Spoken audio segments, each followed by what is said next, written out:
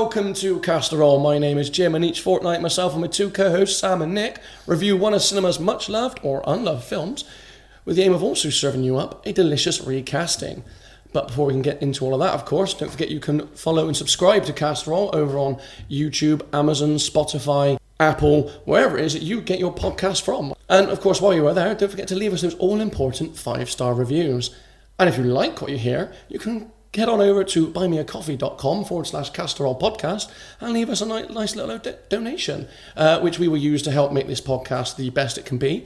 And also, if you do leave us a little donation, you could also recommend a film that you would like us to review and recast in the future, and we can collate a little list and start picking from there. Yeah, baby. Name us a film, and there's I'd say 99% chance that Jim hasn't watched it. Yeah. So like 99.9999. Everyone's a winner. Yeah.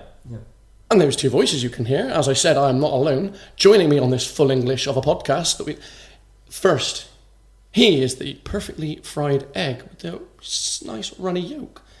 It's Nick. Hey! Yeah, nice. What is everyone's favourite egg?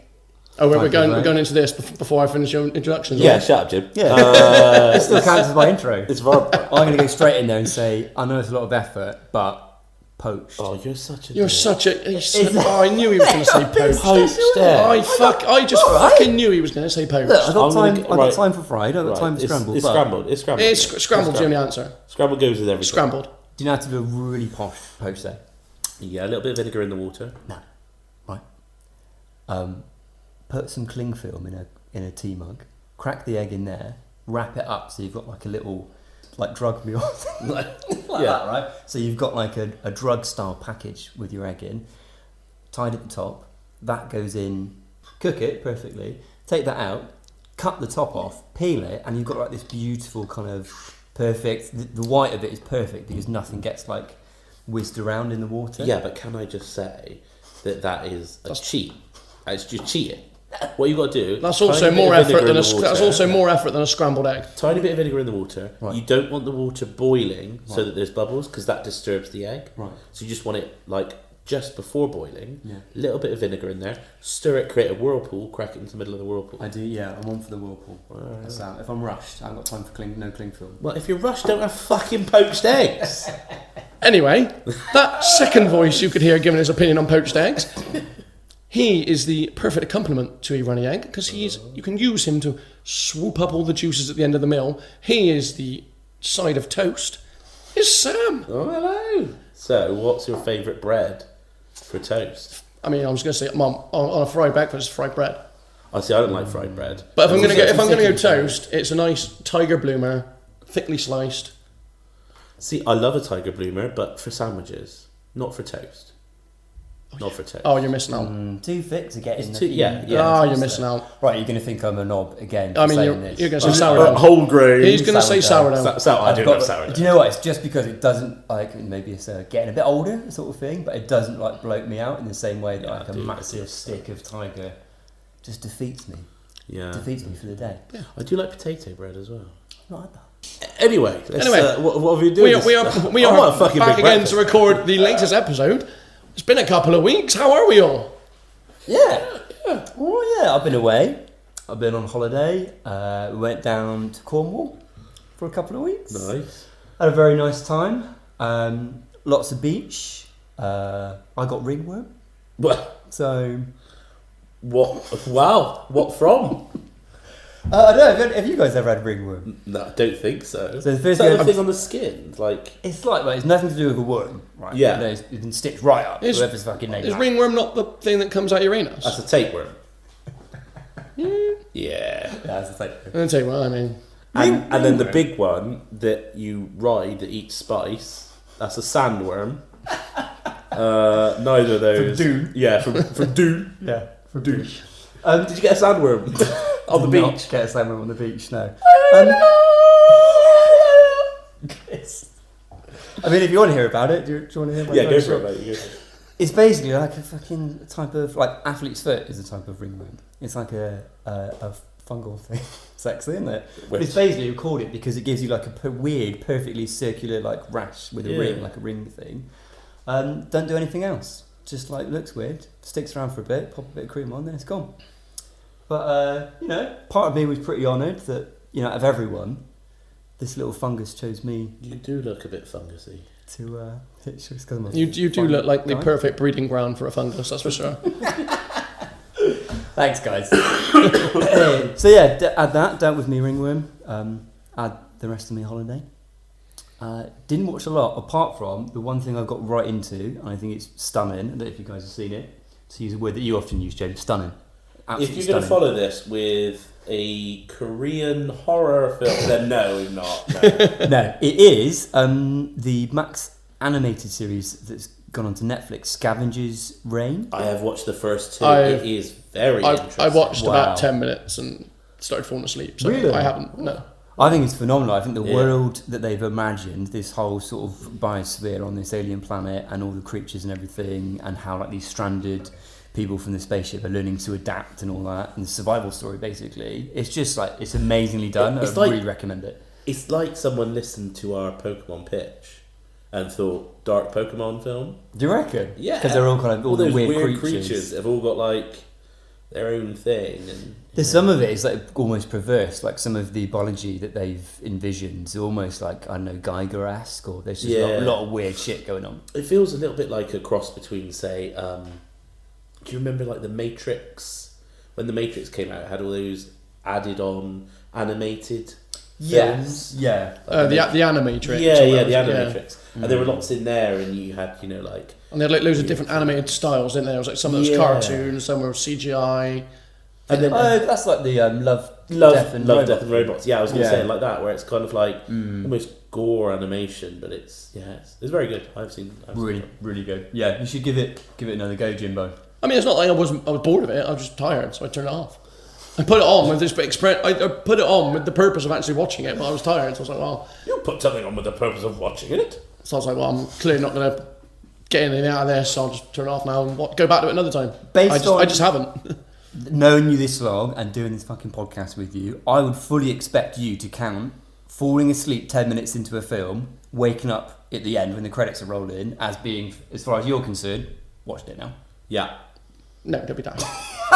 Don't be daft. I've seen the opening scene alright. and I know who's in it.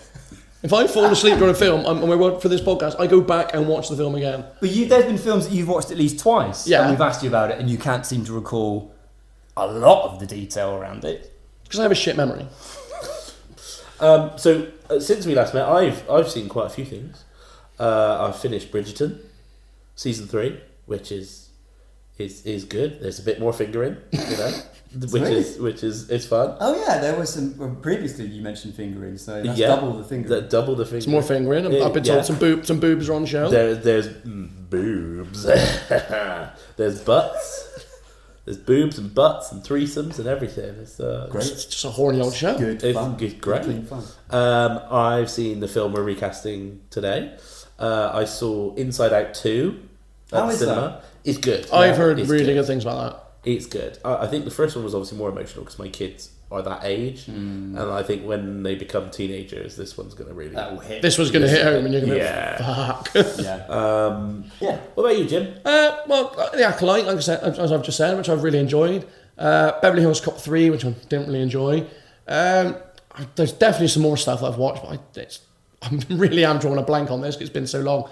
But one thing I'm going to recommend is actually something that my son has just watched on Netflix, which is, if anyone that have children that might enjoy this, it's a DreamWorks anime it's on Netflix. There's 3 seasons of it. It's called Kipo and the Age of the Wonder Beasts, and he started watching it, and he was absolutely enamored by it to the point where he just binged like all 3 series. It's 10 episodes of series, really really cool. I was keeping an eye on it, and it was it's a really good little concept. I haven't heard of it, but yeah. It's definitely worth checking out. So the story follows like this girl called Kipo, who is a burrow dweller, as they call it, and she's separated from her family after some kind of like flood. I think it floods the burrow, and she ends up coming out to the surface, and she's going to try and find a way back to her father, because you learn her mother's died or her mother's kidnapped somewhere. And then when she gets to this age, this world of just really post-apocalyptic, just wonderful world of just overgrown creatures and plants and just really, really cool little concepts. It's the reason I kind of started paying a bit of attention because it kind of reminded me of some of our pitches that we were making in one of our last episodes. Oh. And I was watching it going, do you know what? This could make a good movie. Like if you could make a good little, you could adult it up a bit more and make it into a good little movie. Nice. That's what kind of piqued my interest there. I was like, it's actually really good. And it's DreamWorks, so you've got that brand there, so it's going to have a bit, the quality of DreamWorks. Yeah, I think it's really cool. If you've got kids, definitely chuck it in front of them, see what they think. But yeah. Hey, weird though that you can't remember much else of what you see. It's almost like you've been trapped in a sarcophagus, buried in a tomb. That feels like a very crowbar. One might say. That's a very crowbarred in segue right there, Nick. Hey! But yes, you could say that I have been mummified. I mean, and if Scarab.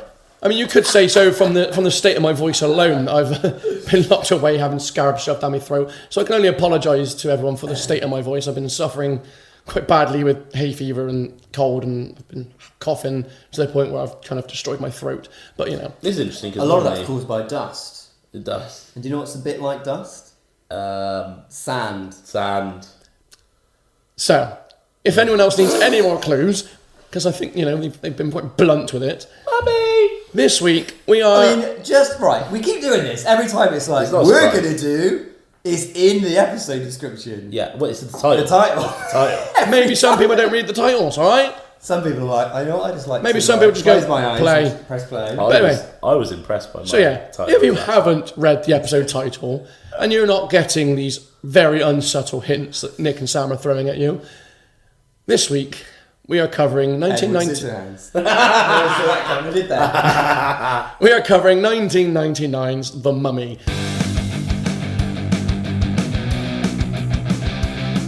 If you're listening to this on the day of release, it will be 25 years to the day that it was released in the UK, and and I believe it's coming back out in the cinemas around the 7th of July, something like that. So we're releasing this just ahead of that as well, so you can listen to this before obviously rewatching it in the cinema in all its glory. You feel old now, 25 years? Yeah, jeez. Yeah, Oh so my God. The Mummy. I think there was a film that didn't really get the best of receptions, did it? Didn't it? I think it had very mixed receptions on release. I think it was like mixed reviews, but it absolutely smashed it in terms of now like box office. It's more like a cult. Because I would consider this a cult classic.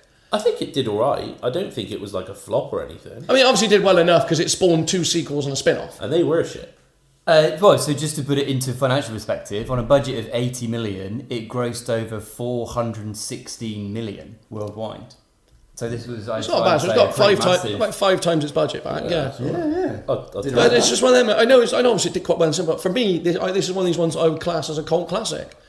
Because I just feel like it never really got, even though obviously the figures show it did well in the box office, it's not one of those ones you hear people banging on about all the time. I just feel like it's one of those ones that have like a following. I think people started banging on a bit more when the Tom Cruise one came out, and everyone was like, "God, why are we doing this again?" We had it so. Wish we could have had the 1999 one. We had it so good. Or the 1932 one, for that matter. Yeah. I think the difference with this maybe is that compared to certainly films like Jurassic Park, for example, what it didn't do was spawn the massive kind of merchandise monster those films did. You don't remember having all the toys and all that kind of stuff, just because I think it did produce a couple of really, really good PlayStation 1 games. Yeah, I remember playing them. I remember playing them. They were I don't really, really good. games or anything. Like, for me, you're right, actually, because for me, in my psyche, it's sort of in there along with films like Jurassic Park, Stargate,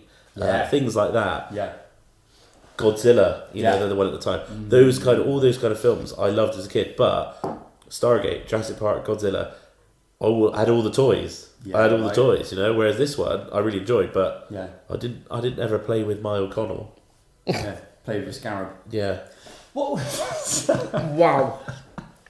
I think a lot of people point to this film as being one of the last kind of proper action adventure films before things kind of Before The Rock. changed. Yeah, Before The Rock was in everything.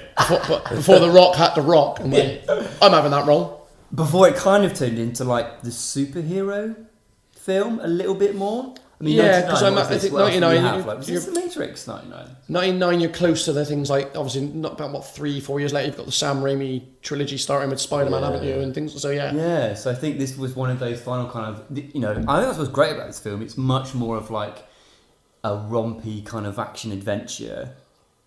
And there are titler characters, but it's more about the group and the adventure that they go on. Yeah, it's very much like those kind of, like I was saying, like the Stargate, the Men in Black films, like, just kind of... Yeah, proper, what I like to call proper Sunday afternoon films. Yeah. Just like... Stick them on, easy to watch. Yeah, early Bond films were like that, Just like you knew them so well. Yeah. You come in and they're like, oh, it's a third of the way through. That's fine, because... That's fine, I'll because pick I it know up. exactly what happened in the hour previous. I'm caught up, it's fine. It's good. Yeah, I liked it. So James, Yes. tell us. Tell you what. What's this film about? What's this film about? Yeah. I'm, If you don't I'm, mind. No, you go for it. No, please, as Michael would say it. Jim, please tell us what this film is all about. you caught me off guard there. I didn't realise I was on synopsis duty. Yeah, come on, Jim. Yeah. Hold up, lads. We got a sarcophagus here.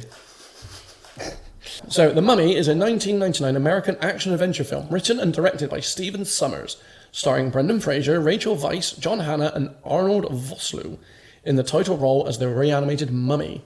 It is a remake of the 1932 film of the same name. The film follows adventurer Rick O'Connell as he travels to Hamunaptra, the city of the dead, with librarian Evelyn Carnahan,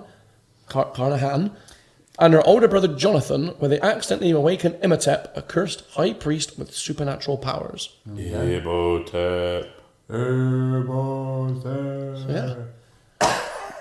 I mean, I think we kind of already suggested it, but universally liked between the three of us?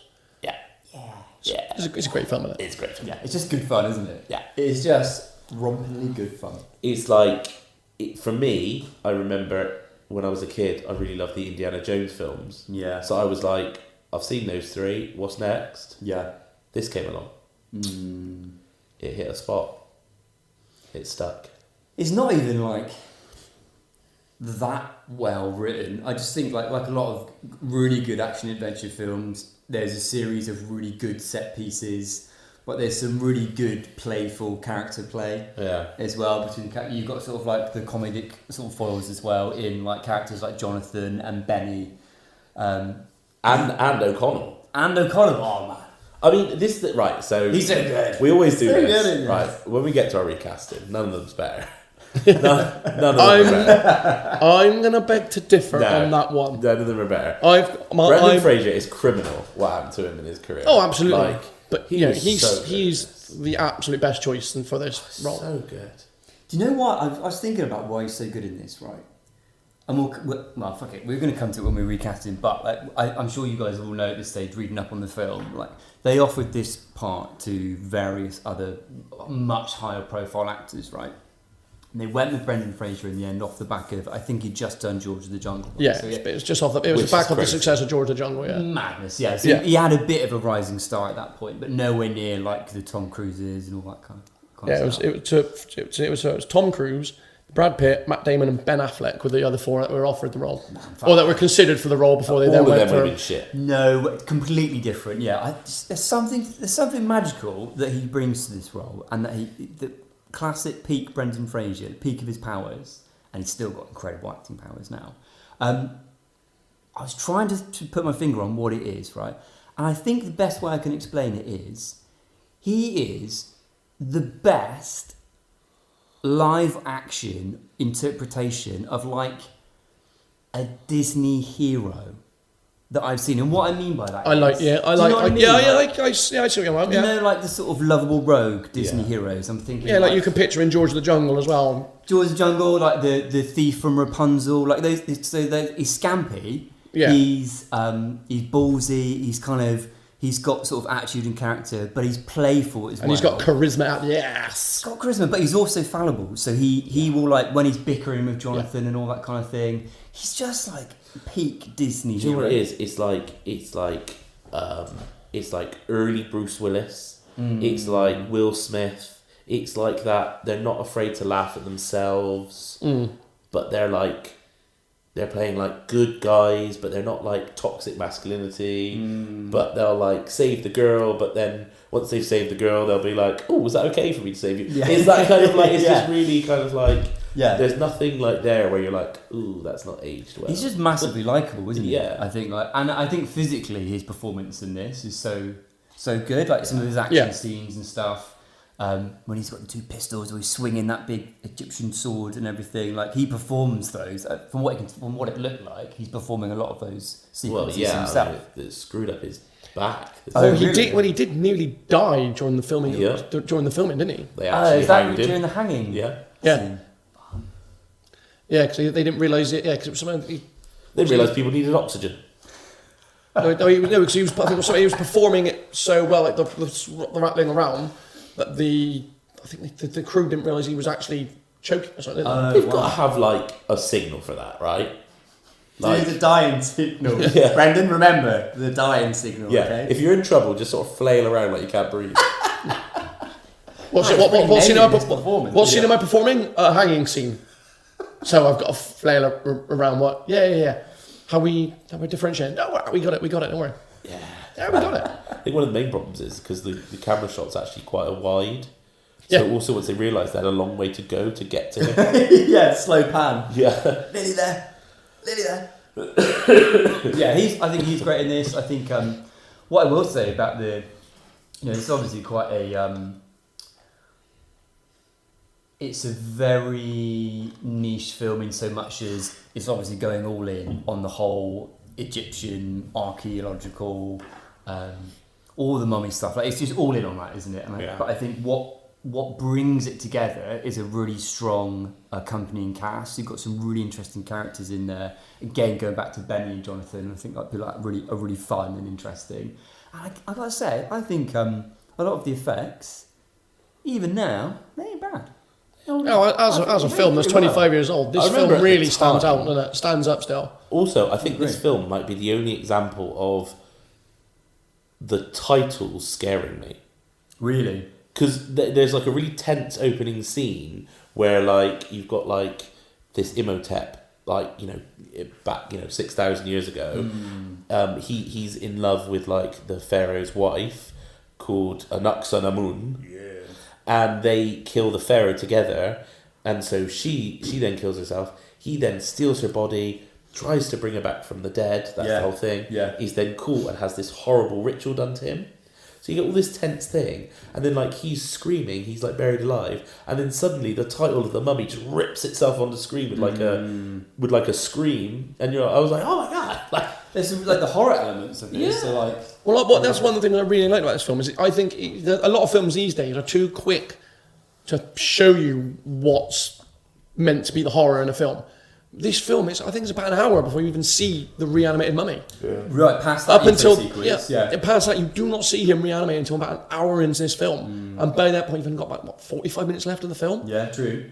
And that's when it really obviously starts really kicking in overdrive. But up until that point, you don't know what the mummy is. You don't know what he's going to look like beyond, you know something's happening, but you don't know what it's going to be. And actually, I would say that if you're going to try and sell this film to anyone and like try and explain what it is, there's a scene where one of the American archaeologists has like already had his eyes and tongue eaten by the mummy, and he's like, help me, and like the mummy screams, like Brendan Fraser's character, like O'Connell, like runs in, like finds like the heroine, and he's like, there you are, like come with me, and the mummy screams, it's really scary.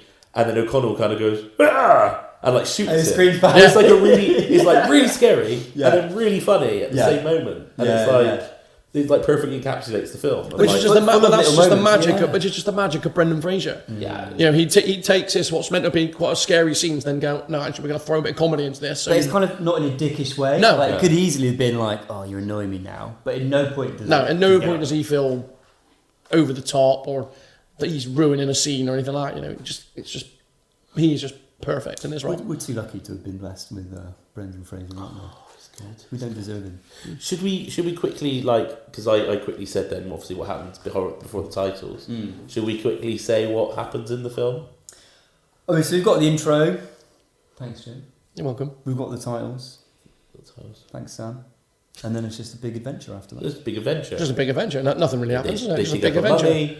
Turns out that thing before the titles where they're like, "Good God, you shouldn't do this ritual to somebody." Yeah. Because if you ever dig them up, there's gonna be some bad shit going on. And like, yeah, lo and behold, shouldn't have done that. Yeah. Dig up a mummy, reanimate him, Speaking of things you shouldn't do, open the Book of the Dead.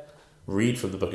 No, you must not read from the Book of the Dead. Oh, Too late, already done it. so many like lines. There's that loads just- of good. yeah. There's loads of good bits. But yeah, so I mean that's the core band of adventures, really, isn't it? It's Rick O'Connell, but it's initially Evelyn Carnahan and her brother Jonathan. And Jonathan brings like the trinket, the treasure, right, or the book, or Yeah, so he finds Yeah. a map, is it? Well, he finds his key, doesn't Yeah, he? that he has finds a map box. inside. That we at the time we don't know it's a key, do we? We don't know. Sorry, spoilers. He just finds he finds a box, which, yeah. So he presents this box to Evelyn, and her being the curious one, she manages to get it open and finds this map leading it to Hamunaptra. That's when they realise they're going to need someone, and that points them towards Rick O'Connell, who's been imprisoned. yeah, because Evan is like the librarian kind of Egyptian. She's the librarian. History She's expert. the librarian assistant, isn't she? That's what she is. Yeah, her older brother Jonathan is basically a scamp. That's the best way. He is a scamp. He's like Del Boy. Big time scamp. And then so they get Rick O'Connell out of this sort of jail that he's in. French Foreign Legion, right? He was in the French Foreign Legion. French Yeah, Foreign Legion. yeah. And then they travel to find Hamunaptra. Oh, and the reason they get him is because his legion was based at Hamunaptra, Yes, and they were all killed apart from him and he knows. and Benny, And Benny, But- who we'll get to. who we'll get to. But yeah, so they're like, "You've been to Hamunaptra," and he's like, "I've been to Hamunaptra," and they're like, "You've been to Hamunaptra," and he's like, "I've been to Hamunaptra," and they go back and forth for about half an hour, and they're like, "All right, show us the way," Yeah, And then they're on a boat. and then they're on a boat, They're on a boat. yeah, and then they meet other people that are trying to find Hamunaptra, yeah, who have employed the services of Benny, yeah. who is his former sort of friend, lackey, sidekick, Deserter. deserter. He's such a good. He's character. such a weasel. so snivelling weasel. That's He exactly is what the he he's the perfect personification of a weasel. Yeah, I had a lot of There's a lot fun of that, don't recasting him actually. Oh, you had Benny. I got Benny. Great role. But Benny and the Jets. Benny and the Dunes. So it all kicks off at Hamunaptra. They discover the Book of the Dead. I think there's two groups, isn't there? There's this other group of American doofuses who are trying to basically get rich. Aren't Well, they? they're plot fodder, aren't they? That's their whole purpose of being. They are just plot fodder. Yeah. They are there to conveniently get the trinkets that the mummy wants to. Well, they take Anaximoons. They're like the jars. Panoptic. yeah. Yeah, no, with Imhotep's like organs in and stuff, don't they? Yeah, so He needs to get them. they're the ones that conveniently got the jars that Imhotep needs to fully reanimate. So they are there as plot fodder. So he sucks on them, doesn't he? I mean, to a degree. He gives them a good old suck job. Sucks all the fluids out of them. All of them. It's that kind of film. Yeah, but again, those effects are great when he's and again, really horrifying. I think, particularly when we were younger viewers watching this, those horror elements were really Oh, I mean, the one where the scarab crawls around his face, then goes back in his cheek, and then he just goes. so good. Oh, it's good. And when his mouth opens really wide, Yeah. and the locust. For the yeah. sucking. Not for the sucking, when he shoots the flies. Is it flies? yeah, It's locusts. no, it's flies, isn't it? Oh, is it flies? But Locusts are the first swarm that they get to begin with, in there. Oh, yeah. Before they run into the tomb to begin Yeah. with. And then, yeah, so It's all the plagues, isn't it? Yeah. 10 Turns plagues. the water into blood, and Yeah, But yeah. yeah. everyone has to file their tax returns early. I Yeah. can't remember all the plagues. But You know what my plague would be? no, is it ringworm? Fine, got over it. Do you know that song? Oh, that fucking song. Love Shack. Yeah. Love Shack is the little old place where... But my play would be all the radios, all the time, Play that song. playing that song. What's your beef with Love Shack? Oh, I just... It is a bit annoying. It's, I don't know why, but it's just kryptonite for me. I mean, surely you would rather listen to that constantly on a loop than Crazy Frog. No, I'll take Crazy Frog. Any day of the week. I mean, We will test that then. We will test that. Love Shack comes on, I'm going to be looting immediately. Played started, I'm writing, I'm looting. Yeah. Interesting. Yeah. So how far have we got? I mean, we don't need to go for everything, do we? No, but like that's it, and I think like basically the mummy kind of chases them back to Cairo. They have sort of various fights with him, but he sees Rachel Weisz's character Evelyn, as a replacement for an Axum. She's almost like not the reincarnation, but she's So he ends up kidnapping her, doesn't he? But it takes her to like a ritual. Well, he takes her back to Hamanatra. And goes to perform the ritual, which I guess was going to take Evelyn, put her into An Axum Moon soul into that's what. Yeah. Basically, he's like, I like the body of Rachel Weisz, but I like the personality of my old girlfriend. He's basically doing that thing that like blokes do, with like, yeah, I'll have her face, her bum, yeah. And unbelievably shaming poor An Axum Moon because he's like, you're getting too old. Despite the fact that she died at probably quite a young age, Yeah. Sorry, love, but you're a bit dried up, old pruny. Far too much gold paint on your body. I'll have me a bit of Rachel Weisz. Now, did this film come out before or after Enemy at the Gates? Don't know when did Enemy of the Gates come out. Well, I don't know, but Enemy at the Gates with Jude Law and Rachel Weisz. Yeah. I think Rachel Weisz might have given me a bit of an awakening when I was a young man. Oh, okay. Enemy of the Gates came out 2 years after. Oh yeah, because you see a little bit of Rachel Weisz getting some off Jude Law. And I think I remember thinking I quite liked Rachel Weisz in The Mummy, and then Enemy at the Gates I was like, I quite like Rachel Weisz in Enemy at the Gates. Like her a bit more now. Yeah. She's brilliant in this. I think it's there aren't, I want to say, any other in the way of female characters in this film. An Axe on the Moon. Apart from An Axe on the Moon, who equally is there. I mean, other than kind of there in not a lot of clothes at the beginning, the actual actress is a mummy in the rest of the film. Like, it's basically Rachel Weisz is carrying this film otherwise. Does she count as a MILF then? An Axe on the Moon. I don't know, that's like what's like many generations beyond. Like a girl. Sorry, yeah. Do you feel good about yourself now, mate? What? Do you feel good about yourself now? I feel good. That's good. Yeah. But yeah, I think she's really good in this. And the way the character's written is, she's intended to be very innocent. I think a little bit kind of ditzy. But she's got just the right amount of strength about her as well. Yeah, I think so. Again, it's kind of like, I hate myself for saying this, but it is like a Disney-esque character. I'd have liked to have seen a little bit more kind of substance from that character. Do you know what the trope reminded me of? You know, in Atlas, it's like an analyst that needs to be there because she knows the most about this person, and then gets caught up in the story. So what you're saying is the mummy needed mechs. The Mummy would have been better with mechs. Yeah, it would have been good. Yeah, giant mech scarabs and stuff. She is like, Benny and the mech. Like Benny and the mech. Yeah, nice. That's not going to be the title. That can't be the title. Not after fucking Jenny and the mechs. Anyway, yeah. So yeah, we digress. They get back there. They stop the ritual from happening. They make this other ritual happen, which makes the mummy human again. Imhotep human again. Yeah. So he can be killed. Yeah. And there's that brilliant scene at the end where the henchman, the other mummies, he brings back the little soldier mummies, like the bad guys. the like Sultan's guards. Yeah. And he's having a sword fight with them, and there's some brilliant moments in that sword fight where like he'll like chops one's head off and it spins around on his body and all that kind of stuff. Like, it's just really well sequenced fight. It's almost like Jason and the Argonauts fighting the skeletons kind of esque. Yeah, it's good stuff. It's good stuff. So yeah, that is to summarise the film, that is it. It's a good, rompy little adventure, I'd say. Yeah, it's good. It's fun. It's got some nice set pieces. It's got some heart. It's got some humour. It's got some romance. It's got some really memorable characters. And all the characters that you want to end up where they end up there. You know, all the good guys get the good and the bad guys get shafted. What more can you ask for? I think it's worth saying as well, this is a film that had been, obviously, it's basically, I think based is the wrong word, but this had been knocking around Universal Studios for like 20 years, since the 80s, trying to get it off the ground.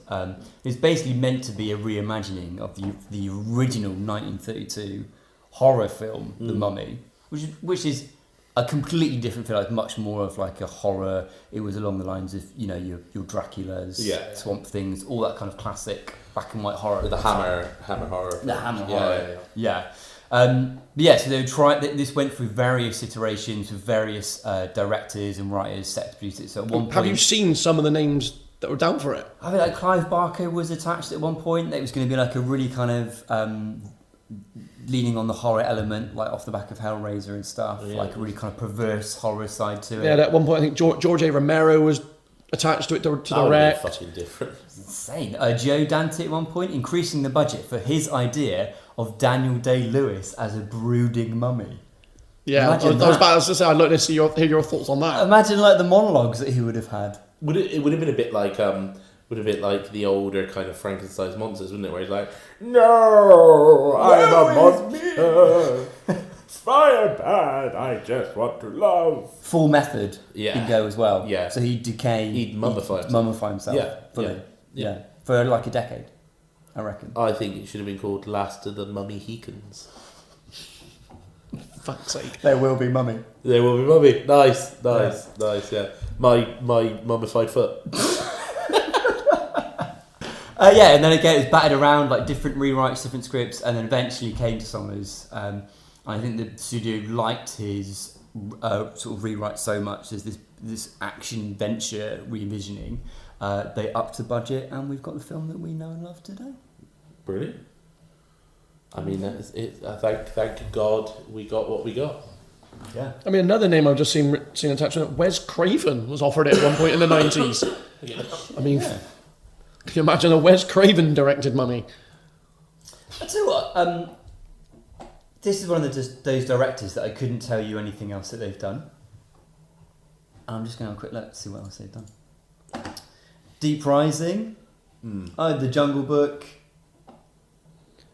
the 1989 Catch Me If You Can, did The Mummy Returns, Scorpion King, so we went all in. Van Helsing, jeez. Van Helsing. Oh, G.I. Joe, Rise of the Cobra. Had a bit of a break in his career then, didn't he? And it comes back with Odd Thomas. Exactly. So, with that done, shall we move on to talk about the cast? Yeah, let's talk about the cast. Now, obviously, this is quite a big cast, but we've kind of narrowed it down to just what we think are like the top 6, right? Yeah. Because so we are going to be doing a lot. So there are a lot of characters we are doing a bit of a disservice by not mentioning them, but we've kind of just gone with because we could be here all fucking night otherwise chatting about these characters. Yeah. So we're kind of just narrowing down on Rick O'Connell, Evelyn Carnahan, Jonathan Carnahan, Imhotep, Benny Gabor, and Ardith Bay. Is that right? Ardith Bay. Yes. So, sorry to Dr. Alan Chamberlain, Dr. Terence Bay, and everyone else. You are fantastic, but we are kind of... Does anyone remember the cartoon series that this spawned? Did it? Vague. Yeah. I've got vague... Now you mention I've got a vague image in my head of it, but I don't think I watched a great deal of it. It spawned like all these do. Like, there was like a cartoon series of like... of Godzilla. There was a cartoon series of like Ghostbusters on like Saturday morning, like Live and Kicking or something like that. It was quite good. Oh, nice. Yeah. I have to look it up, but yeah, I've now you mentioned it's got vague memories I just of it. remember But I don't they think were travelling on a train a lot, and going around. And it was after the events of the first Mummy. Yeah. And they sort of formed this like team to like because the mummy keeps going around and they chase him and foil his plans. I'll tell you what, we should take a moment actually to talk briefly about the sequels of this film. Yeah. Because there It have is- been some. In fact, this is officially the last film before The Rock takes over. No, Because the 'cause sequel to this... Was He's only a bit part though, isn't he, in the sequel? Well... The sequel is to introduce his But character. that is the pebble that starts The Rock rolling. Yeah, unfortunately. Well, I think And then he's I in think his he'd own actually right, had a right? couple more roles before this. I don't think this was his first official role, is it? It's his One it's of his the big- breakout role. Is it his Yeah, breakout role? breakout. Oh, Yeah. fuck's sake. So he's a bad guy in the sequel, right? Yeah. One of the bad guys, but then he gets his own spin-off film, Prequel film The where Scorpion he's King. the good Scorpion guy. King, where he's the like- good guy. Yes, very Disney-esque, isn't Yeah. it? Like, So he's just what I admit not to have seen. so in the I've- sequel, basically, he's like this sort of general of these armies, and he gets sort of brought back. Or the mummy... Oh, fuck. It's been I think so the long. mummy brings him back The because he mummy wants to brings try him- and have control of him, but Yeah. I think he like underestimates the power of the Scorpion King. Yeah. Can't control him. Ex facto, the mummy gets beat again, and then Rick O'Connell and that have to Rick O'Connell and the mummy team up. team up to beat The Scorpion King. Classic. And then... And then the yeah, mummy. we get the prequel of the Scorpion King where he's now a good guy. Like how he like rises to power and how he's a bit Spartacus-esque. He like, you know... Is fights it any with- good? I've all out of the sequels I've only watched those two probably once. I've never watched the third sequel. Even though you tried... Even on though I the tried to very get- first episode, you were like, you guys seen Tomb of the Dragon Emperor? Never watched it. We're like, no, we haven't. Because Rachel Weisz is in that, and I feel like that's a good indicator. Is that the one where she drops off, is it? Yeah. Okay. Isn't that Jet Li? Jet Li, isn't it? The Yeah. mummy, yeah. I mean, that went wild. He's not a mummy, he's like... He's a Dragon Emperor. And, But the mummy is also in it, though, isn't they? I don't know. I think. Probably. Otherwise, how can they call it a mummy? Is Brendan Fraser in all of Yeah. them? Yeah, he's in Apart all of from them. presumably the Scorpion King. 'Cause that's Yeah. Yeah, that's pretty cool, yeah. Yeah, he's in the main mummy films, but yeah, Scorpion King he's not. Maybe that's where maybe he should have thought even the first sequel. Nah, I'll give it. Well, the first sequel actually is alright, to be fair. The Mummy 2 is decent. There's some interesting parts. Their son's in it now. They're like in England, and they have a son. Okay, that's quite funny. And, Yeah, so I remember there's like quite a good set piece of them in going down like a cart and got mummies clambering across museums and stuff. in there. yeah, and then they take a trip in a hot air balloon at one point, like down this river, and they find like this sort of lost jungle in the middle of the desert, which has like these like these little impies with like blow darts kind of thing, and it's alright. It's alright. It's not... You've probably seen it. Yeah. The only thing that's bad about it is the CGI for the Scorpion King at the end. It's just Awful. so bad. Yeah. Considering what we've got in this film, Yeah. awful. Yeah. Really Spend the bad. budget on other stuff. Exactly. Yeah. So now, having covered that, we really should look at the cast. Yeah. Okay. So as we said, we've only picked what we deem the top 6 cast. So let's have Brendan Fraser as Rick O'Connell, Rachel Weisz as Evelyn Carnahan, John Hannah as Jonathan Carnahan, Arnold Vosloo as Imhotep, Kevin J. O'Connor as Benny Gabor, and Oded Fehr as Ardith Bay.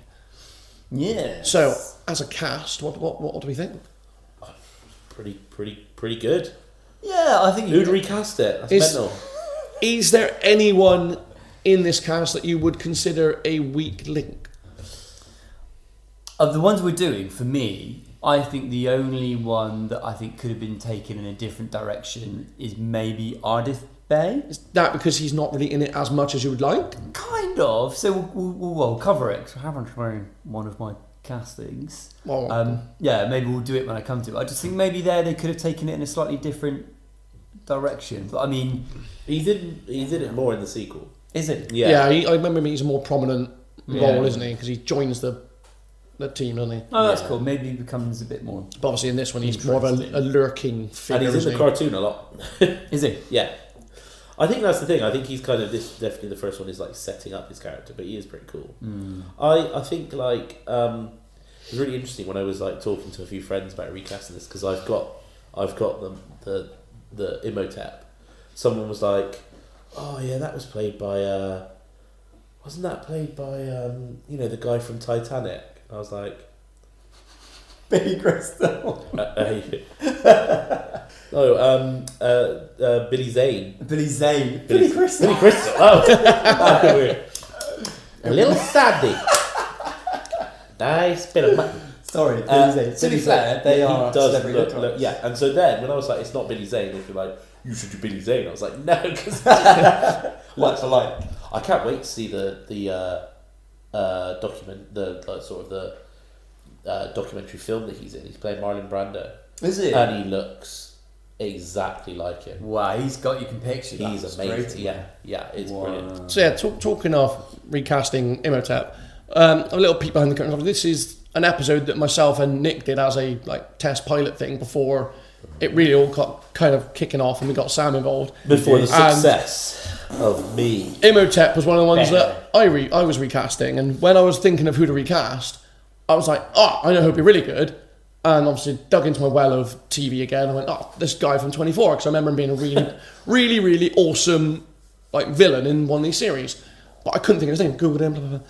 Found his character, clicked on his name, and the first image that comes up is him playing Imhotep.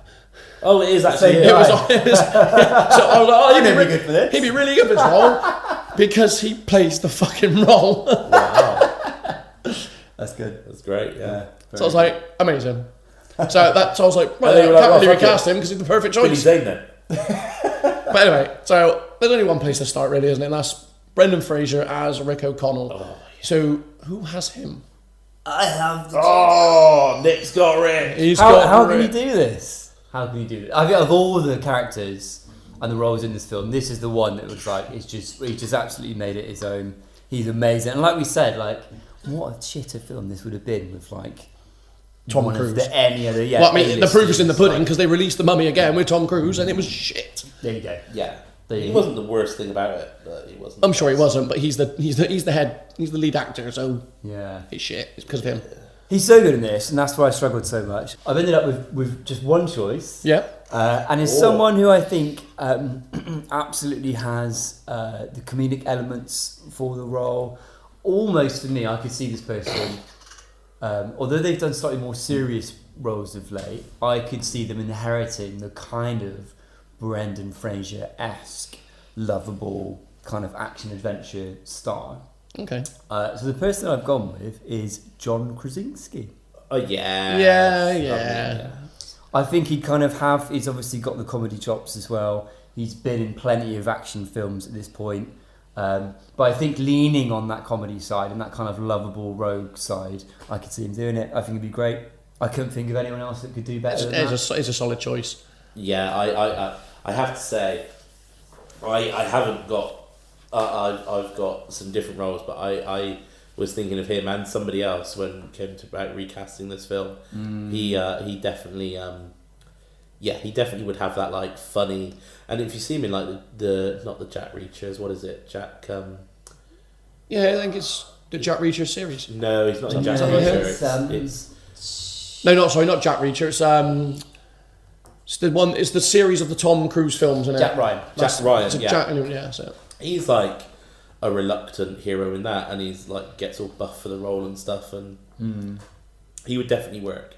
He would. Yeah. It's almost not. I don't want to say lazy, but it's that good a fit. Yeah. I think to inherit that kind of Yeah, I mean, you could be lazy. You could go even lazier and put someone like Tom Holland in it, who has obviously just recently done the Uncharted film, which is essentially the same character, but probably not as good in this film. In that film, I just think maybe he's a little bit too boyish still for me. I think. Or in Hollywood, they probably do something awful I don't know, who's the other guy that's with Tom Holland in Uncharted?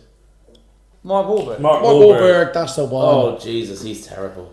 Can you imagine Mark Wahlberg in this? Do you not like the Wahlberg?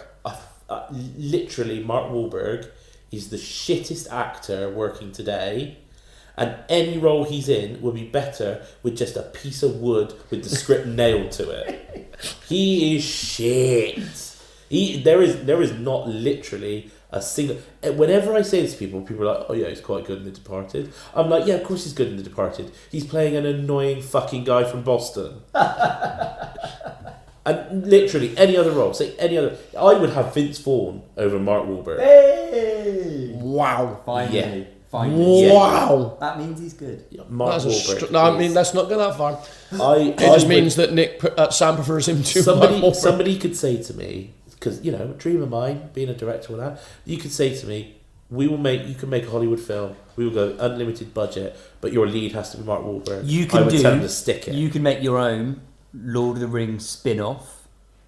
Right? Bear with me. Not with Mark Wahlberg. But Nick, just realise how close you're sat to Sam right now. You have to cast Mark Wahlberg in at least one role, preferably two. No. How about, like, peasant that dies in like, the first 10 minutes of the film? Well, yeah, all right, yeah. If he doesn't have to speak, Nick he didn't specify what role. No, main. Can you imagine it was like the role. mouth of Sauron, like, hey, Sauron, Sauron says you shouldn't do this. Fuck off, Mark Wahlberg. I fucking hate Mark Wahlberg. Interesting. Oh, He is no. one-dimensional, I would say, in a lot of what I've seen. But there are moments. There are some films where. Well, like The Happening. No, yeah, fuck with that. Yeah. No, some films where I think quite enjoyed. he's Is it leaning Pain on- and Gain? I quite enjoyed that with him. Yeah, I think it's not where he's like trying to be the buff hero, where he's being a little bit a bit douchey, leaning on more kind of Adam Sandler-esque kind of love to hate Like to love Ted. it. I'd say it. Yeah. But again, like this. Yeah, is but the thing, he doesn't make Ted. exactly. No. He doesn't make Pain and Gain. No, the Rock makes Pain and Gain. This is the thing. Like literally, any film he's in, substitute him with a cauliflower with a face drawn on, and you're like, oh yeah. To be fair, you stick a cauliflower next to Ted and Ted, it's still going to be a funny scene. How did we get to him anyway? I thought Because I was going to say, like, I bet Hollywood would do something awful, like cast him as like Rick O'Connell. Yeah. Evelyn, get down. There's a mummy. Fuck off. Before Sam bursts a blood vessel, Oh, I hate it. let's move on to Evelyn Carnahan, played by the beautiful Rachel Weisz. Oh, Beautiful. oh, mummy. I mean, what is there to say about her performance in this beyond other than she's excellent? Yeah, she's really good. She performs everything she needs to do really well. And that's what So can you ask? patronising. That's the most patronising. It's not meant to be. compliment I've ever. I'm not saying that, but she does. She does it all very well. Yeah, but what more do you want to say? Like, if you could see him now, he's like patting her on the head. Yeah, but what more can be said? Everything that's required of her in this film is done really well. She's brilliant. I think she elevates the role. I think not only does she just do it well, I think you could easily see this as like the classic damsel in distress. And very early on, that's kind of the role she's put in, and obviously, like ironically so. But she's always fighting against that. She never is the damsel in distress. She's always outsmarting. She's always clever. She's always funny. She's always like in touch with her feelings. She's like a little bit awkward and repressed, but not to the point of like comedic. I agree. Yeah, and I think that it's that. It's that innocence that she plays really well, but also there's moments where, like, in her own way, she didn't take in no shit as well. And I think it's a really good performance. I think it's quite, in some parts, it's quite understated, and then in others, she ramps it up to like the full kind of heroine kind of levels, and it's just really enjoyable. Not the drug. No. And there's also like the fact that she tries to repress her feelings for Rick O'Connell, but then there's that scene where she gets absolutely smashed and suddenly those feelings come flooding right out, and but Rick O'Connell, the gentleman that he is, doesn't take advantage because he's the Disney prince and just puts her to bed. It's a classic. The good girl almost doesn't want to let herself find herself that she's falling for, like the scampy road. Scoundrel. The scoundrel, yeah. But you know what the heart wants? The heart wants. Have you got? That's me. Oh yeah. I have got Evelyn Carnahan. If you say Mark Wahlberg. Well, what I didn't want to do was cast Mark Wahlberg. And I've not cast Mark Wahlberg. O'Connell! Oh God! And what I also didn't want to do is do the really obvious thing. So I was... What was the obvious thing? I'm going to get to it because I have done the really obvious thing. Okay. I thought if you had her, I know the obvious thing. Blunt? Yeah. We could have had Blunt. We could have had husband and wife.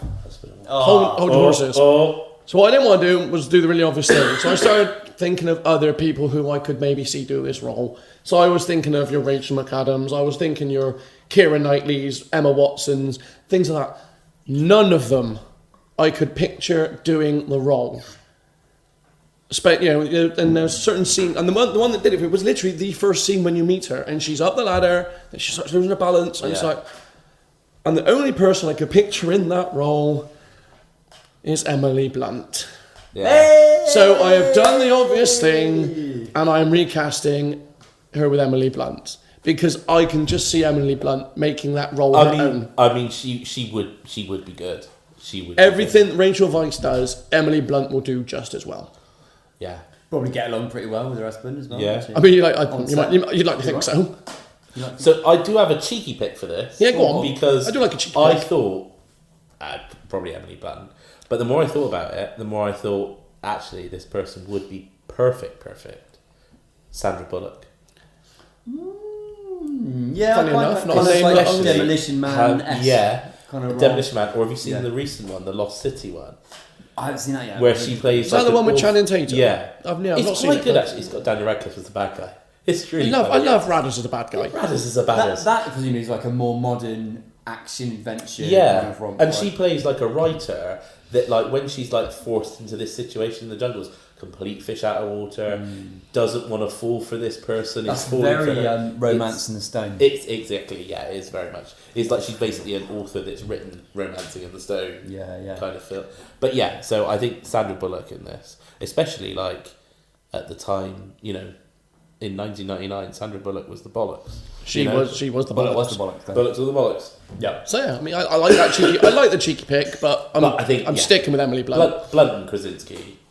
That's the screen gold, isn't it? Screen gold. Have they actually been in a film together before? A Quiet Place? The Quiet Place, yeah. Oh, okay. I've never seen that. So. And also If. I guess But they're technically, just yeah. voices, isn't it? No, John Krasinski's not. Emily Blunt. Oh is. yeah. Okay, shut up. Yeah, because I watched that film 2 weeks ago. I was like, fucking hell, of course they were. We've done Evelyn. Rachel Weisz, yeah. Do we go on to her brother, or would you like to move on to Imhotep first? Probably Imhotep. The next biggest stuff. Yeah. Yeah. Okay. So- So Imhotep, Imhotep. Imhotep, Imhotep. Yeah. played by Arnold Vosloo. Yeah, so this is a really interesting one because I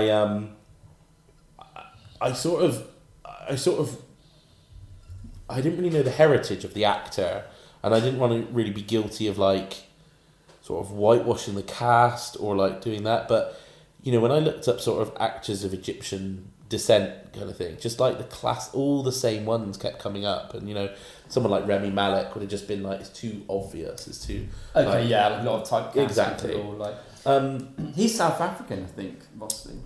Is he? Yeah. Yeah, so I didn't know, but I didn't peg myself into that corner because I was just Didn't like, peg you know yourself? what? I didn't peg myself. No, I okay. didn't. No, I didn't. Not. Speaking of which, I just have to say What this. do you mean? Speaking of which, Jesus Christ! My kids have been really enjoying recently a game that they play where they literally get the clothes pegs and they will attach them to you without you noticing.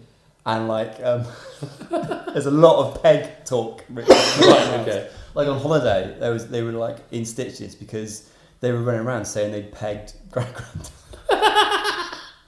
I love the innocence of children. Back to the film, if we can, sorry, Nick. Sorry, digression. not your children's pegging obsession. My I've got two. I've got a dark horse pick and my pick. Do you like his performance, by the way? I do, but I don't think it's so amazing it couldn't be replaced. I think he could be a bit more sinister. I think it's a difficult role. It's one of those ones where where huge you, amount of dialogue. Relies a lot on physicality. he's also kind of got to toy the line between kind of camping it up and all, but also being a scary. But I don't think monster. he has to. Like, I don't think he has to camp it up. Well, No, he but apparently. I think he does. I think it's. I think he is quite camp in it. I don't think well, apparently, according to Wikipedia Corner, Fun Fact Trivia, Oh. he wanted to play the role very straight up, kind of like as the brooding kind of priest longing for his lost love, I think. But a lot of it is in the physicality of how he's portraying things with movement, with facial expression, with sort of foreboding, scary moments, that kind of thing. I do think it loses a lot once he stops looking at all like a mummy. Do you reckon? Yeah, like when he actually fully forms, it does lose its fear factor a bit, doesn't it? Like, it's not really a horror anymore. It's then just an action film. Okay. So my dark pick is actually a recasting from this film, because I actually wonder if Odin Fer, who plays Ardith Bay, would actually make a really good. That's an interesting dark horse. That's because an interesting one. Yeah, he's like very dark and foreboding in it. Yeah, and like I think he would play it quite well. I think he's quite interesting. Sort of brooding. Yeah, and kind of like you could imagine him like his lost love and those kind of like and that's on the moon, you know. I can see it. Yeah. But I haven't gone for him. Okay. I've gone for, and some might say this is an easy pick because he's such a good bad guy. Billy Zane. No, it's Billy Zane. No, it's not Billy Zane. And I tell you what finally did it for me is when I was researching this guy, I saw a picture of him bald, and boy does he look creepy as fuck. Really? It's Mads Mikkelsen. Ooh. No, Mikkelsen, sorry. Mads Mikkelsen. Yeah, that could be interesting. And I mean, I certainly does the creepy. the creepy eyes. He's got very striking cheekbones and stuff, and you can imagine that, like, you know, elongating the mouth when all the flies are coming out. And you should see a picture of him bald. He's quite intimidating. I've watched a fair bit of Hannibal. I think he's certainly got. Yeah, crikey. Do you know who's my curveball pick? Oh, John Malkovich. Do you know what? I could see John Malkovich. Yeah, But just like really annoyed yeah, throughout the whole thing, having been woken up. yeah. Just like 1 in 5 more minutes. Yeah, that'd be good. Nice. Yeah. Where can we go from there? One has to wonder. Well, I think then we have to go. Well, who have you got? I got Ardith Bay. Should we just go round in a circle then? Go back to you. If that's what you like to do. Let's go back to you. Let's do it. So go on then. Ardith Bay, Nick, played by Odin Fair. Fair. Yeah. Yeah. So like I mentioned, I think I think he's good. I think he's good in this role. I just think there could have been different dimensions to take it. So when I was thinking about people, like you kind of were stumbling with, I was trying to look at kind of authentic casting in terms of kind of people of African or Egyptian descent, or then I think a lot of like people of Arab descent typically find themselves being cast in kind of particularly Egyptian roles and those kind of things.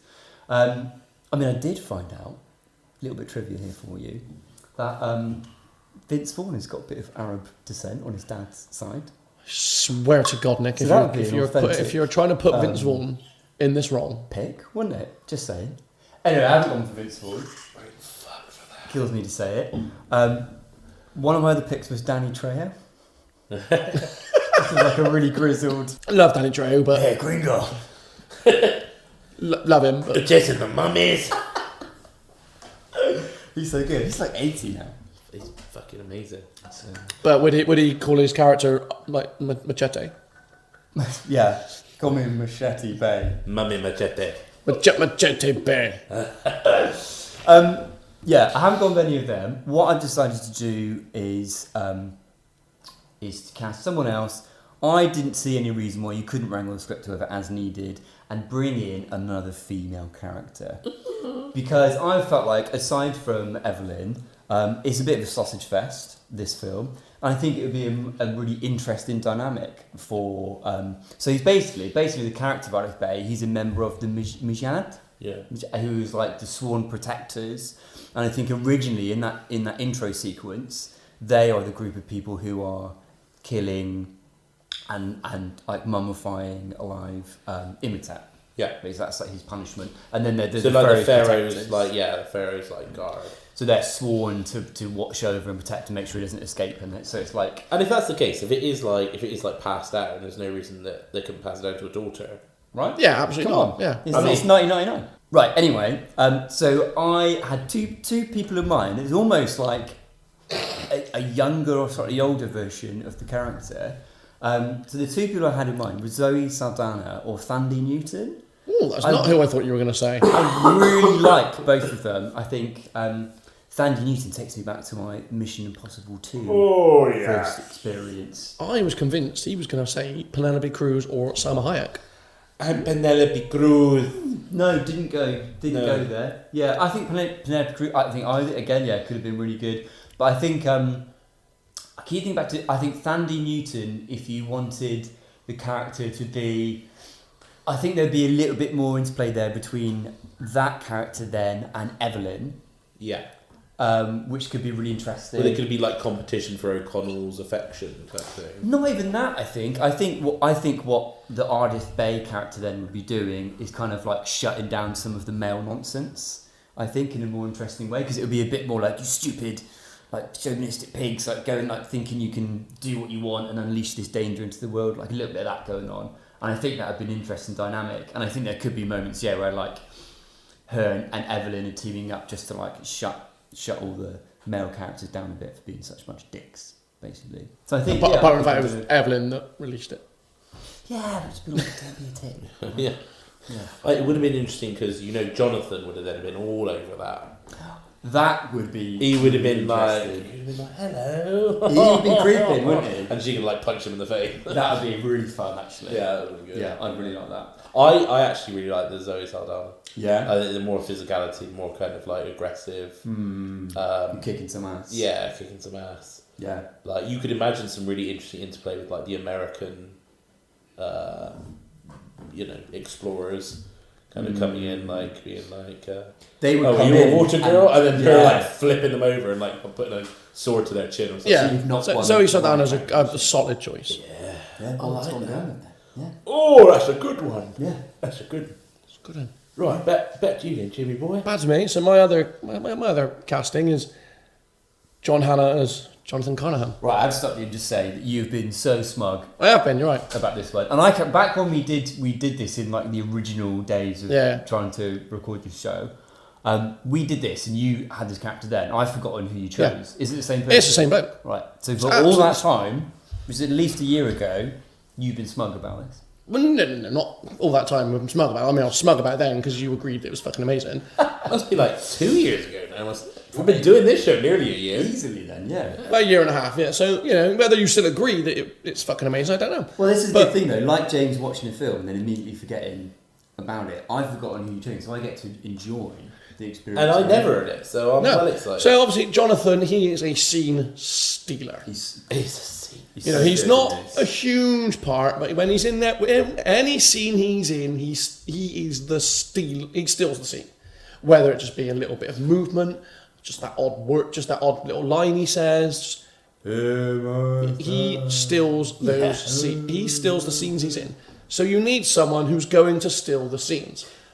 Amazingly, apparently John Hannah didn't know why he'd been cast in this comedic role because he didn't see himself in any way as a comedic performer at that time. That's amazing because he has got some comedy chops. He's so good. He's so funny. I have only got one thing. Well, to do Cold Feet, right? Which is like amazing. Yeah. And you need someone who's going to... and this man will steal a scene. No, I think I'm thinking of a different actor there, to be honest. He's got comedic chops. He will steal a scene. And I think he is the perfect only replacement that you could put in this role. All right, okay. It would involve, probably making the character older. But I think he's the only one I can see replacing John Hannah. Go on. Rowan Atkinson. Oh, yeah, that is quite good, actually. Yeah, it's quite good. Yeah, He's the only person that I can see stepping into that role and it not feeling wrong.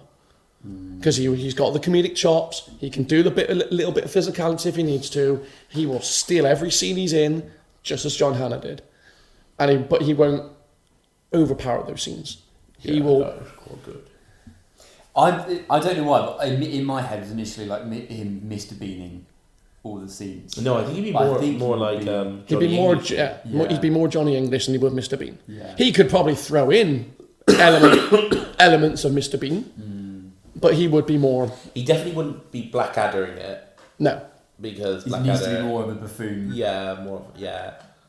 I don't know. I think he could throw in all elements of all his past career in this role. I think it's good. I think he'd have to like make it even more Weasley, you know, even more kind of cowardly than Jonathan actually does it.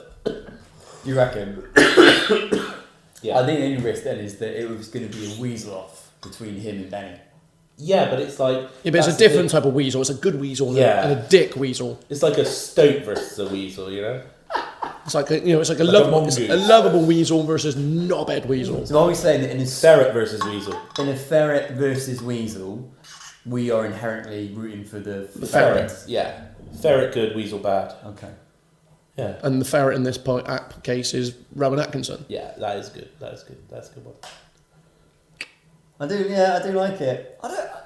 You've got a problem with it. No, I'm trying to get my head. I'm trying to picture it. I think it's another one where John Hannah's original performance is so good, it's very difficult to see anyone else doing it in a similar way or as effectively. But I think Rowan Atkinson would make it his own. 100%. Do you know what I've just realised that I've been thinking Rowan Atkinson role for him? Hot Shots Part 2. He plays like, you know, like the love interest. Rowan Atkinson. Rowan Atkinson plays, so you know the love interest comes and gets Charlie Sheen and like goes into the jungle to rescue her husband. Yes. But she says it's her brother. Right. That's played by Rowan Atkinson. You're kidding. No, it's Rowan Atkinson. I have And not he's watched in that the film in jail, so long. And then he's got like a splinter in his foot, so he has to be carried. And then he's being carried on like Charlie Sheen's like carrying him on his back. And he's like, stop getting shot at, carry me faster. And he's like, gets shot in the leg. He's like, don't drop me. It's like, that's Rowan Atkinson. I have not seen that film in Nice. so long. It's so good. And then he's, that's it. He can't walk because they've tied his shoelaces together. And then he's trying to take a picture of both of them and backs up. He's like, I need to get back further to get a nice picture. This is going to be a lovely shot. And he falls over a cliff. And that's how he dies. Well, nice. And he's like, you make a lovely couple. Shame she's married. And then oh man, yeah. Rowan Atkinson. So, All right, well, Rowan, yeah, our final recasting is quite fittingly going to Sam, who had Imhotep. So who are you pairing as Benny Gabor? We've had the Ferret. Yeah. And we've had the Weasel. Who's the Weasel? So, Kevin J. O'Connor, not O'Connell, he's really good at this. And I feel like I have seen him in other stuff, basically sort of playing similar characters. I couldn't really sort of name them. You need somebody that's kind of, you know he's bad. You don't like him at any point. But he could be sort of nice enough to kind of make you think he's changed his ways before finally doing the fuck you, screw you turn. He's kind of that character he's always going to backstab. He's so snivelly and weaselly and so he's kind of like unashamedly embracing that. The performance is so like it's like theatrical. So I've gone for two people that do that very well. Okay. And I've called it a dark horse pick and a my pick, but I'm actually happy to hand it over to you guys to pick between them. Okay. Oh, okay. I'm actually gonna go with my pick first because it's more the Hollywood pick. It's the more obvious one. We've recast him for stuff before, but it's Paul Dano. He's so weaselly and snivelly. He can be. I mean, think of him in There Will Be Blood, and it's just punchable, right? But my dark horse pick. But now the more I think about it, the more I think actually, I think he could be given to You're leaning. Is Tom Felton. He's mouthful himself. Yes. Right? That is absolutely the right choice. Yeah. I'm just thinking, like, because he'd 100%. be so snivelly. Well, he's such a weasel in the Harry Potter films, isn't he? So 100% that's the right choice. That's pretty good. That is pretty good. Yeah, you see. That's not a dark horse in the slightest. That is the right choice. I wouldn't have thought that either, no. I have got one spicy meatball. Oh, let's hear it. I think I might have had Benny last time. You did have Benny last time, It yeah. reminds me, I would just like to throw one name out there. Throw it in I there. can't remember the name you picked, but you... Imagine in a fez, Stephen Merchant. Oh, fuck yeah. Amazing. I don't think that was the name you picked last time. it not? No. Throw it out there now. He was actually someone I was thinking about for Jonathan, but then I was like, no, there's only one name. He would be good, but I mean, he would be. If you know what happens to Benny, Steve Merchant would be crushed by that pyramid about half an hour before Benny is. It would not be a close call, would it? No. But I think he'd be like the comedy aspect of him, like doing just really funny, like really dry one-liners. I just think he'd be way too tall. like it's not scary if the mummy's walking up to him. The mummy's like looking up.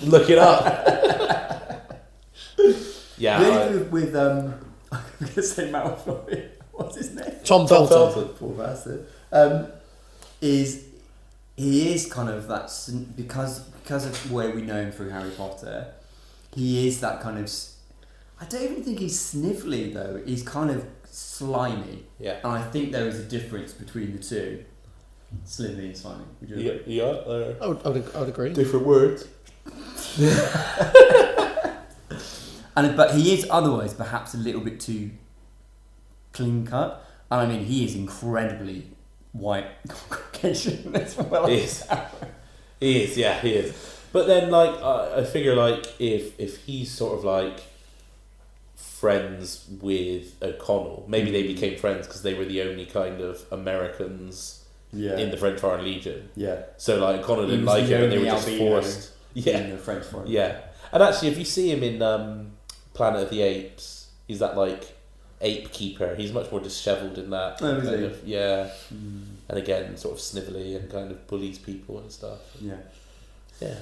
Interesting. I think he'd work. Yeah. Well, have we made this film, this loved film, any better? Much worse.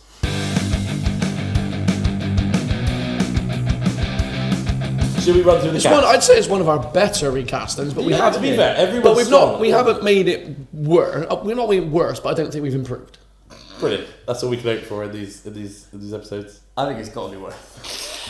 I mean, if it's worse, it's only just worse. That is how we're pitching this remake. So let's summarise then our casserole for 1999, The Mummy. So Rick O'Connell is now played by John Krasinski. Evelyn Carnahan is now played by Emily Blunt. Strong so far. The mummy himself, Imhotep, is played by Mads Mikkelsen. Nice. Ardith Bay is now played by Zoe Saldana. Jonathan Carnahan is now played by Rowan Atkinson. And Benny is played by Tom Felton. See, I don't think we've made that worse. I think Now we go back through it. It'd be I think interesting. It would be interesting. I don't think it's worse. I think it's on a similar level. I'm not sure. Maybe suddenly the Rowan Atkinson's flirting with Zoe Saldana's works as much anymore. That we'd have to change maybe. But yeah, I think it's a good cast. Good film. It's a really good film. It's such a fun 25 film. years today, if you listen to it on release. Yeah, if you're listening on release day, 20, and go watch it in the cinemas. Yeah. It's out again, I think July 5th or 6th, something like that. It's out for a couple, I don't know how long it's out for. It's got select dates available. Just go watch it. Yeah, and imagine our castings. Yeah, up on the big absolutely, 100%. Definitely Just do. go watch it And in all its glory on the big screen. If those castings aren't in the film you're watching, demand your money back. Be like, hey, where's John Krasinski and Zoe Saldana? Having both of us worked in a cinema, Sam, I don't think that's how it works. Yeah, you know they give money back for anything as long as you haven't watched more than a third of the film. Do you know what? I think it is a film that deserves to be seen in the cinema. Yeah. I think it's good that it's this anniversary showing. I think there's a lot of shit in the cinema these days. Like go and watch a good old action adventure. Good music, actually. We haven't talked about the score. The score's score is really very good. Yeah. Think back to your maybe your grown up teenage days or childhood days watching this film, and just have a great time. Have a fucking great time. Have a really good time. And if you can, be a ferret, not a weasel. I mean, if ever there was a lesson to live by in life, it's that right there. Be more ferret. Be a Be ferret. a Vince Vaughn, not a Mark Wahlberg. I mean, if My God, I'm a ferret. Given the choice, don't be either. Yeah, given the choice, Be an Owen Wilson. Be a cabbage with a Sharpie face. Be an Owen Wilson. Oh, don't be Owen Wilson either. You know what? If you could have put Owen Wilson, I think he'd be in like the top 100 picks somewhere in there for O'Connell. Owen Wilson would be in there. Top 100? Yeah, possibly top 100. There's no doubt he'd be somewhere in that top 100. Wow, Imhotep, wow. Imhotep, Christopher Walken. Just for Christopher Walken, yeah. Hang on, I've got to get into my walk-in. Hang on. And next on the moon, where's your soul? I need it in this body now. And do you think we could go into an Ardith Bay as... Well, actually, to be fair, if we were recasting more roles, there is like the old person in charge of the museum. What, Terence Bay? Is that his name? Dr. Terence Bay. Yeah. Yeah. He could be Michael Caine. He could be... Oh, of course he bloody could be. Of course he could be. You don't want to read from the Book of the Dead. He could also be the pilot. He could be the pilot. How did he Jocks away. Yeah. I think we should... Hold up, lads, I'm coming out. Maybe we should stop trying with our recast. Stop trying. Although every cast would be the same, wouldn't it? Yeah, it would. Caine would be in it. Walken would be in it. Yeah, it would be. Vince Vaughn would be in it. Vaughn, Radcliffe. Yeah. Fucking Mark Wahlberg. Having now said it, I do actually want to see a Christopher Walken as a mummy. A boo! Boo, I scared you. Let's do our sign off then. Actually, having said that, what about Sean Connery as someone? He could be the Ardith Bay. It could be a lot. Couldn't he? For thousands of years, we've watched this temple, and now He's got another one. you've released the mummy. Should we just keep going with how many more Sam can do before I do my sign-off? I don't know. Who else do you have in your locker, Sam? Fuck it. I'll try and write down all the impressions. Okay. We can do that could be a bonus episode. That could be a bonus episode. How about something like, I don't know... Everyone we recast, I've got to do an impression. How about, I don't know, something like Mickey Mouse as Benny? Oh, Cuddle! I'm gonna get to the treasure first, Cuddle! Well, there you have it. That's our recast for The Mummy done. Thank you for listening. Like I say, as I said at the beginning of the episode, you can follow and subscribe to us over on Apple, Amazon, Spotify, YouTube, wherever it is you get your podcast from. Don't forget to leave those 5-star reviews. If you want to leave us a little donation, buymeacoffee.com/Castor Podcast. And of course, follow us over on our socials, where it is me. I cannot stress this enough, it is me. Get to chat to me. I know I'm an elusive white tiger with people. They want to know more about me. He's not just an AI. I am not. I am a real human being. So you can follow us also on socials at CastorOnPod. And until next time, I've been Jim. So it's a goodbye from me. I've been Nick. Goodbye from me. And I've been Sam. It's goodbye from me. Movie casserole, casserole.